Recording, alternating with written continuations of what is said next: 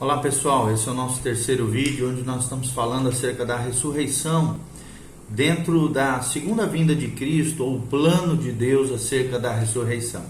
Então continue conosco. Você que não segue nosso canal, clique aqui para seguir o nosso canal, clique também no sininho para receber as nossas atualizações, e no link também do YouTube você tem todas as nossas redes sociais e como contribuir nesse ministério de Deus, de pregação do Evangelho e dos temas escatológicos, profecias e temas diversos à luz da palavra de Deus. Então, qual é o plano da ressurreição dentro de tudo isso que nós estamos falando, querido?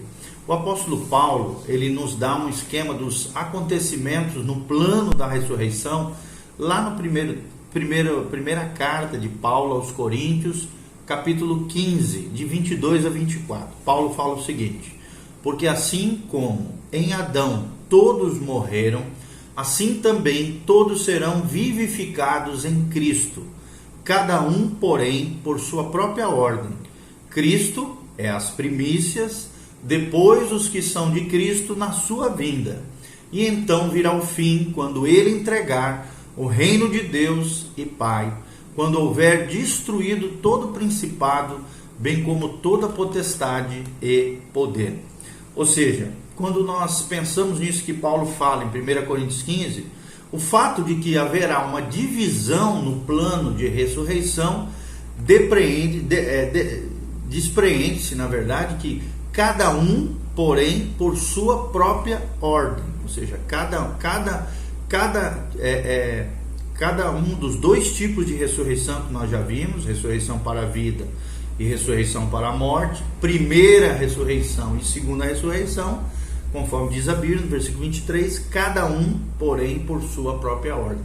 Ou seja, a ressurreição para a vida é um tipo de ressurreição, e a ressurreição da morte é outro tipo de ressurreição. A palavra ordem aqui é a palavra tagma, ou seja, de acordo com um especialista em línguas originais, Robertson, escrito também a sua obra com Plumer, essa palavra tagma ou ordem é uma metáfora militar da palavra também companhia, tropa, bando ou classe.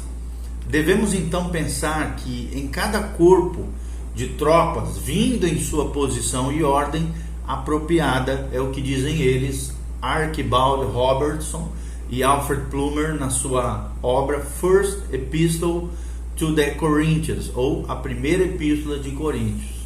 Então, pensando um pouquinho dentro daquilo que Robertson e Plumer mencionam acerca dessa palavra, ordem, tagma, tagma no grego, as partes então da ressurreição aqui são vistas como os batalhões que marcham num desfile de vitória bem organizadinho.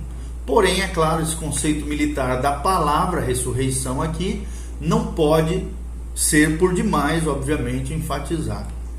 Harrison, um outro teólogo, também especialista em línguas originais e principalmente no texto aqui de Coríntios, ele diz assim: é duvidoso se a força militar do mundo deve ser frisada a esse respeito, porque a metáfora aqui, ordem, da palavra ordem, com que a passagem começa, é a de primícias, e como vimos, isso exige, então, o termo bíblico é primícias, e como vimos, isso exige uma colheita semelhante em natureza às primícias relatadas na palavra de Deus. E essa ideia deve ser vista mais certamente como reguladora, do sentido que a força de tagma, que é a palavra grega de ordem, sem dúvida, tudo aqui que Paulo pretende transmitir pelo uso da palavra tagma, ou ordem em português, é a ideia de sequência. Ou seja, algo que vai acontecer na sequência. Então, nessa sequência da marcha de ressurreição, Cristo é, sem dúvida, o líder do batalhão. E as primícias aqui relatadas na palavra de Deus é uma colheita que promete grande abundância de frutos semelhantes que frutificarão numa hora determinada, estabelecida por Deus. Essa fase do plano da ressurreição foi cumprida na ressurreição de Cristo, no terceiro dia, e marca também o começo de todo esse plano de ressurreição. Já um segundo grupo é introduzido pela palavra depois. E essa palavra, no grego chamado de epeita, E-P-E-I-T-A, significa um espaço de tempo, de duração indeterminada. Edwards, na sua obra, ele comenta assim, quando ele fala sobre essa palavra, ele diz assim, ele não diz que um acontecimento segue o outro imediatamente, e nem diz quão cedo ele se seguirá. Ou seja, então a gente vê um intervalo de tempo aqui, que nós sabemos, à luz da palavra de Deus, que são 1000 anos proféticos. Então, quem falou isso foi Edwards, na sua obra The First Epistle to the Corinthians, ou a primeira epístola de Coríntios, traduzindo aqui para o português. Então, pensando um pouquinho dentro disso que Edwards fala, há uma liberdade aqui que nós podemos pensar para abranger um espaço de tempo entre a ressurreição de Cristo e a ressurreição daqueles que são de Cristo na sua vinda. E nós sabemos que sim, esse tempo ocorre, porque nem todos ressuscitaram quando Cristo ressuscitou, não, só alguns, conforme relata a palavra de Deus, bem poucos que ressuscitaram na morte de Jesus, na cruz do Calvário, a Bíblia relata, e alguns ao longo da história da igreja, mas depois voltaram a morrer. Então, não houve uma ressurreição ainda coletiva. Então tem havido diferença de opinião quanto a quem é mencionado no segundo grupo aqui, que Cristo é as primícias e depois um batalhão juntamente com ele. Então alguns interpretam aqui o termo os que são de Cristo, que no grego é oitou Christou, como sinônimo daqueles em Cristo, em tom Cristo, no grego. Ou seja, do versículo 22 aqui de 1 Coríntios 15. Essa seria então uma expressão técnica que descreve a relação dos santos para com Cristo na presente era, que era essa, a era da igreja, a dispensação da graça.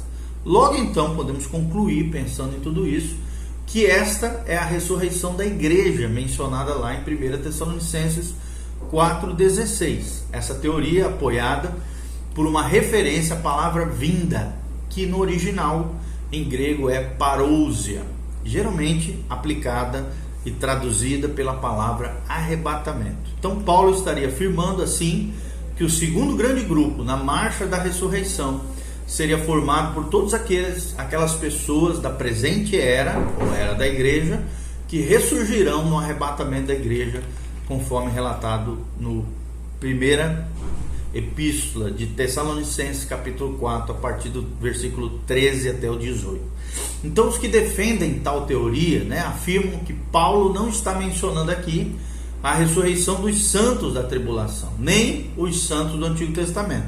No entanto, já que Paulo está descrevendo o grande plano de ressurreição, parece estranho que esses importantes grupos fossem omitidos.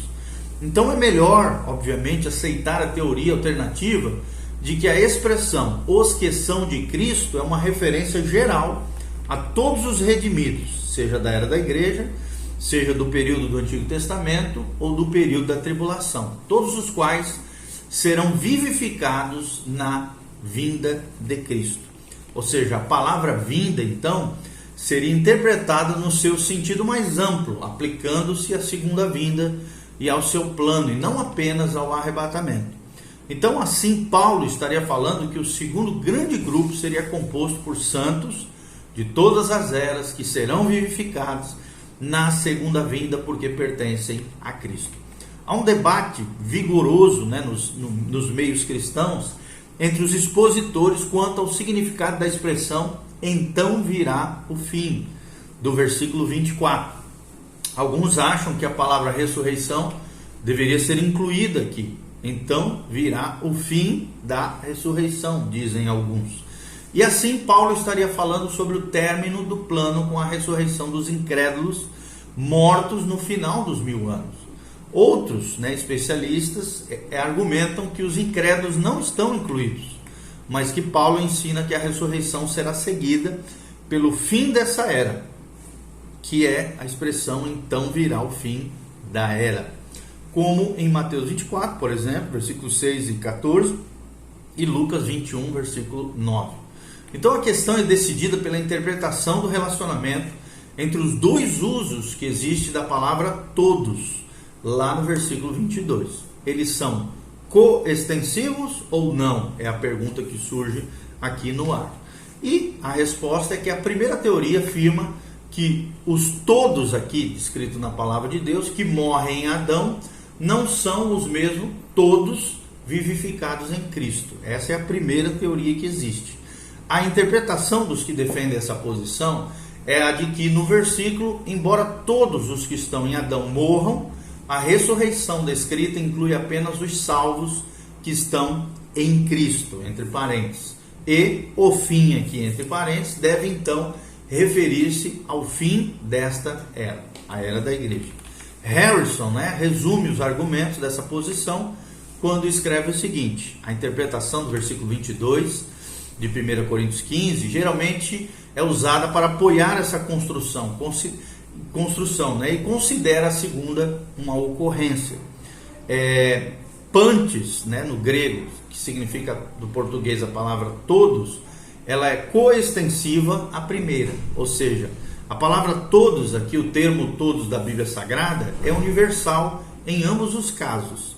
É certo, então, nesse ponto, que dificuldades começam acerca da teoria descrita. Como observamos em outra conexão, a palavra zoopoitensontai é um termo grego, muito forte e muito complexo espiritualmente para ser usado com respeito a todos os homens. O termo natural para a ressurreição de um tipo totalmente abrangente seria o egei restai. Egei restai seria o melhor termo aqui. As palavras, entre aspas, em Cristo, não podem ter nenhum significado inferior ao que tem em qualquer outro lugar. E essa fase fala da conexão soteriológica. Quando eu falo sobre soteriologia, eu estou falando da ciência ou estudo acerca da salvação. Então ela pode ter essa conexão soteriológica mais íntima e poderosa com o próprio Cristo. Os incrédulos não estão incluídos. Meyer e Godet, que são outros dois eruditos, teólogos, estão no caminho errado quando supõem que em Cristo tem aqui um significado diluído que permite aplicação a incrédulos. Tal aplicação exigiria um dia cristol, ou em vez de em Cristo, ou o dia de Cristo. Então, a segunda dificuldade aqui é o fato de que toda essa discussão do capítulo 15 aqui de Coríntios tem em vista apenas crentes. Pelo menos nada é dito claramente sobre qualquer outros. Paulo então centraliza a atenção de seus leitores em Cristo, como a primícia dos mortos crentes. A palavra aparque, ou primícias no português, e aparque no grego, e o verbo koimai no grego, que significa dormir, aplica-se apenas a crentes. Cristo não é a primícia dos outros, já que eles devem necessariamente ser de todo diferentes dele, ou seja, do próprio Cristo em sua ressurreição. Então aqui os mortos incrédulos também não dormem, entre aspas, que aqui está falando de morte, mas eles morrem aqui fisicamente. Então uma dificuldade se apresenta no uso artificial e inédito da palavra, do termo aqui telos, que essa construção exige. A palavra significa fim, no sentido absoluto de término ou de conclusão. Então, às vezes, essa palavra é usada no sentido de propósito ou alvo, mas esse uso como equivalente de um adjetivo, como, por exemplo, ressurreição final. Não tem nenhum exemplo na Bíblia Sagrada. Então, tal dificuldade pode ser resolvida ao considerarmos a sua força normal, de substantivo, ao incluir o termo bíblico da ressurreição, caso em que toda oração ficaria, entre parênteses, então virá o fim da ressurreição. Mas uma teoria que exige a inclusão de palavras que são cruciais, a sua integridade deve permanecer sob certa suspeita. Quem fala isso é Harrison, na sua obra escatológica, tá bom? A mesma teoria também é apoiada por Vini. Vini é um outro teólogo, especialista em línguas originais. Ele escreve isso na sua obra W.E. Vini, é o nome dele completo, 1 Corinthians, ou 1 Coríntios. É como se fosse um comentário acerca de Coríntios. Ele diz assim: como Adão é o cabeça da raça natural, e em virtude dessa relação com ele, a morte é o destino comum dos homens, então pelo fato de que Cristo é o cabeça da raça espiritual, dos regenerados aqui, todos os que possuem relação espiritual com Cristo serão vivificados. não há ideia de universalismo da raça humana na comparação da segunda afirmação com a primeira, que os incrédulos estejam em Cristo, entre aspas. É totalmente contrário ao ensinamento das Escrituras e logo apenas os que se tornam nova criaturas, os regenerados e possuem vida espiritual e portanto estão em Cristo, entre aspas, na sua experiência nesta vida presente estão incluídos nesse termo todos do original, da segunda afirmação, os quais serão então vivificados no dia do arrebatamento ou no final da tribulação, ok? Quem fala isso é W.E. Vine, como eu falei na sua obra 1 Coríntios, ou 1 Coríntios, traduzindo em português. Então, pensando um pouquinho dentro do que fala, né, Harrison e Vine, logo de acordo com essa teoria, que é a primeira teoria que nós estamos apresentando aqui para vocês, Paulo está vendo dois estágios no plano da primeira ressurreição. A primeira de Cristo e a ressurreição de todos os que são de Cristo, o que incluiria os santos da igreja, os santos da tribulação e os santos do Antigo Testamento, que são vivificados por ocasião na segunda vinda de Cristo. Ressurreição essa que seria seguida pelo fim da era, né? Então, há aqueles, no entanto, que interpretam a passagem como se Paulo estivesse incluído o fim do plano de ressurreição no seu ensinamento. Assim, então, a expressão, entre aspas, em Cristo, seria entendida como instrumental, entre aspas, por Cristo. Quem fala isso é Robertson e Plumer, que nós já mencionamos aqui, estudiosos com relação a isso. Eles dizem assim: talvez Paulo esteja pensando sobre uma terceira ordem aqui, a palavra tagma, aqueles que não são de Cristo, que serão vivificados pouco antes do fim, mas durante toda a passagem os incrédulos e os ímpios ficam de lado, se é que chegam a ser lembrados. Feinberg, também um outro teólogo, ele fala o seguinte: o contexto aqui fala sobre ressurreição, e a ressurreição final está em vista aqui, de acordo com vários comentadores, né? Afirma Feinberg. Com os últimos concordamos, ou seja, o apóstolo demonstrou aqui que há estágios definidos na ressurreição dos mortos. Primeiro, Cristo, que é as primícias. Segundo, os que são de Cristo na sua vinda. E terceiro, a ressurreição final dos incrédulos. Quem falou isso foi Charles Feinberg, na sua obra Pré-milenialism or Amilenialismo, ou Pré-milenialismo e Amilenialismo, tá? O nome traduzindo em português a sua obra do inglês. Pridham, um outro teólogo, descreve a ordem dessa maneira: o apóstolo aqui distribui o grande trabalho da ressurreição como uma manifestação do poder divino em 3 atos definidos e independentes. Primeiro, a ressurreição do Senhor Jesus. Segundo, a ressurreição dos seus na segunda vinda. Terceiro, o esvaziamento definitivo de todo o túmulo no final da administração do reino do Filho, quando se apresentarão os mortos não incluídos na primeira ressurreição, pequenos e grandes, para o julgamento diante de Deus. Quem falou isso foi Arthur Pridham, na sua obra Notes and Reflections on the First Epistle to the Corinthians, ou Notas e Reflexões da primeira epístola aos Coríntios, tá bom? Traduzindo para o português essa obra do inglês. Então, visto que a palavra fim, que no grego significa telos no seu emprego básico, se refere ao fim de um ato ou um estado e se relaciona ao término de um plano, né? Joseph Henry Tyre, na sua obra Greek English Lexicon of the New Testament, ele diz que é preferível entender que Paulo incluiu a ressurreição final nos grupos que marcham e aqui são retratados. Então, mais uma vez, devemos observar que Paulo está prevendo um intervalo de tempo entre a ressurreição dos que estão em Cristo e o final de todas as coisas, ou o fim. Seja no fim da era da igreja, seja no fim do plano de ressurreição. Ok? E terminamos com as palavras de Vine, também especialista na obra já citada, que é primeira carta aos Coríntios, né? First Epistle to the Corinthians, é o nome da obra do Vine. Ele diz: a palavra traduzida por então, entre aspas, não é tote no grego, O então aqui entre aspas, no sentido de imediatamente, mas a palavra aqui é eita no grego, indicando sequência no tempo.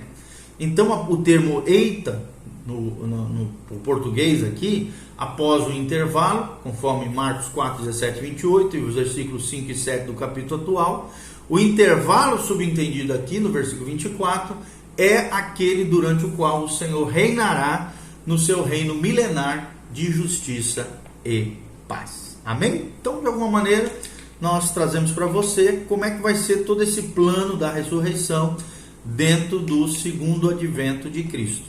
Que Deus os abençoe, continue conosco, clique no link, siga as nossas redes sociais, compartilhe com outras pessoas e que a graça e a paz de Deus esteja sobre a tua vida. Amém e amém.